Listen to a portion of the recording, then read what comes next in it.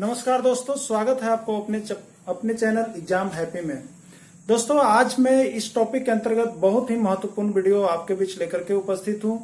आप समझिए कि इस टॉपिक से एक न एक प्रश्न आपके हर एग्जाम, चाहे वो जेटेट के एग्जाम हो, जेपीएससी के एग्जाम हो, जेएसएससी के एग्जाम हो, रेलवे के एग्जाम हो, इंडियन एयरफोर्स, एक प्रश्न आपको इसमें इतिहास के सेक्शन के अंतर्गत अवश्य ही आएगा या जीके सेक्शन के अंतर्गत आप कह लेंगे अवश्य ही आने वाला है। वह आज टॉपिक में आपको विदेशी यात्रियों से संबंधित लेकर के आपके बीच उपस्थित हुआ हूं, जो कि ऐसा देखा गया है, पाया गया है, मैंने ऐसा अनुभव किया कि हर एग्जाम में इस विदेशी यात्री से संबंधित एक प्रश्न लगभग आपके बीच निकल करके आते ही रहता है। तो आज आप विदेशी यात्री कौन किसके दरबार में आए थे, विदेशी यात्री जो भारत में किसके दरबार में आया था, उसका नाम याद करने का मैं छोटा छोटा ट्रिक से आपको यहाँ पे बताने वाला हूं।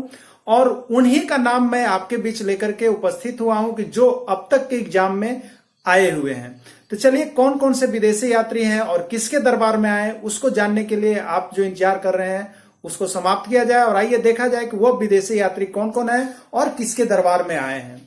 आइए, सबसे पहला मैं यहाँ पे देखिए कुछ लिख करके आपके लिए रखा हुआ हूं।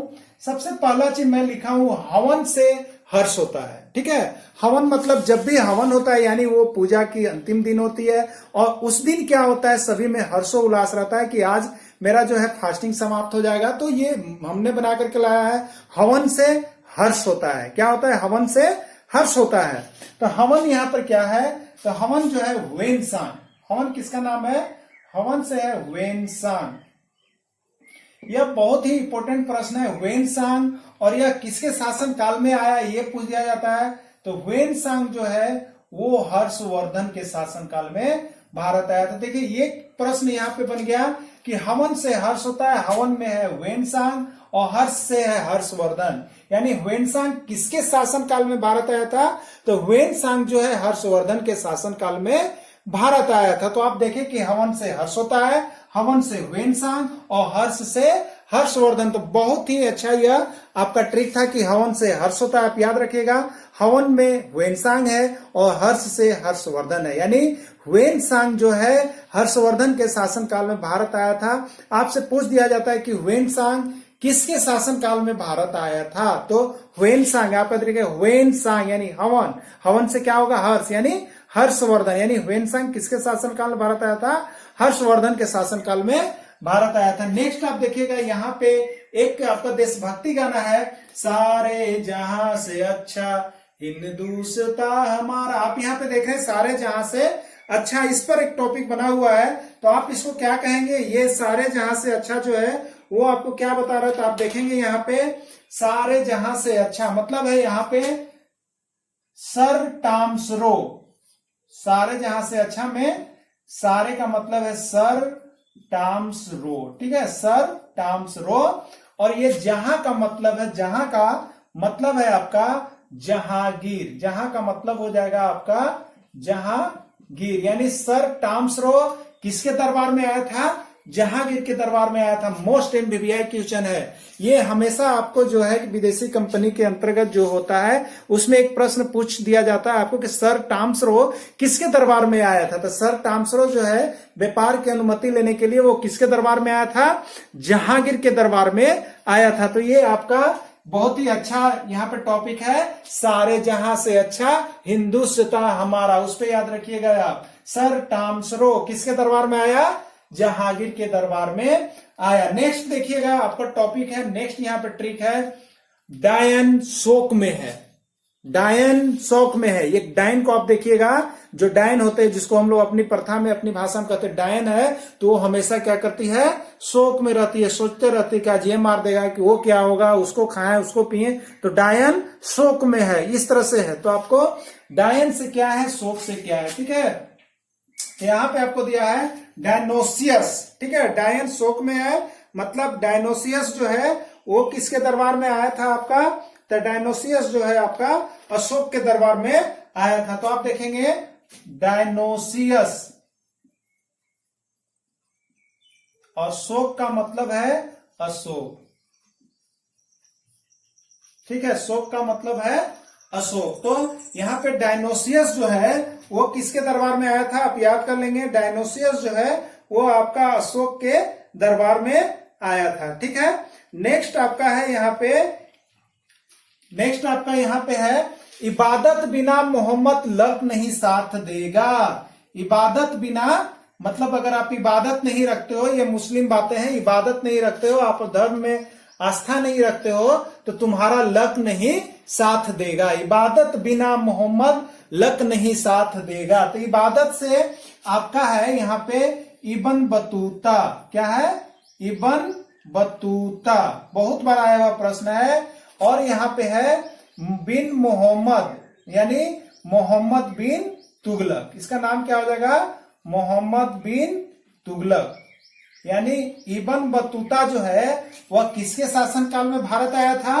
तो मोहम्मद बिन तुगलक के शासन काल में भारत आया था। ठीक है, इब्न बतूता किसके शासन काल में भारत आया था? मोहम्मद बिन तुगलक के शासन काल में भारत आया था। तो एक से एक आपको यहाँ पर छोटी छोटी ट्रिक्स जो है आपको सभी विदेशी यात्री किसके शासन काल में आए थे उसका नाम आपको याद करवा देगा फ्रेंड्स। तो यहाँ देखिए नेक्स्ट है डाइक्लोफिनक बिंदु का सर ठीक कर देगा। बिंदु का सिर जो है दर्द ठीक कर देगा। ठीक है, यानी डाइक्लोफिनक क्या है? एक जो है आपका दवा है, वो किसकी दवा है? माथे की दवा है। डाइक्लोफिनक जो है माथे की दर्द की दवा है। तो वहीं पे आपको बोल रहे हैं कि डाइक्लोफिनक बिंदु का सर ठीक कर देगा। मतलब जो बिंदु का सर है, सर का जो दर्द है वो क्या कर देगा? आपको ठीक कर देगा। तो याद रखिएगा डाइक्लोफिनक दवा का नाम है और बिंदु का सर ठीक कर देगा। मतलब बिंदु यहाँ पर नाम है, उसका सिर क्या कर देगा? यह ठीक कर देगा। यानी बिंदु को सिर का दर्द है उसको ठीक कौन करेगा? डाइक्लोफिनक नाम की दवा ठीक करता है। ठीक है, यानी डाइक्लोफिनक बिंदु का सर ठीक कर देगा। तो डाइक्लोफिनक से क्या नाम हो गया आप देखेंगे?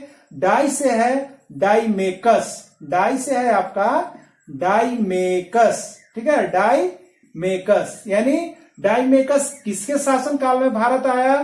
तो बिंदुसार। डाइमेकस और ये बिंदु से सार से क्या हो जाएगा? बिंदुसार। यानी डाइमेकस किसके शासन काल में भारत आया था?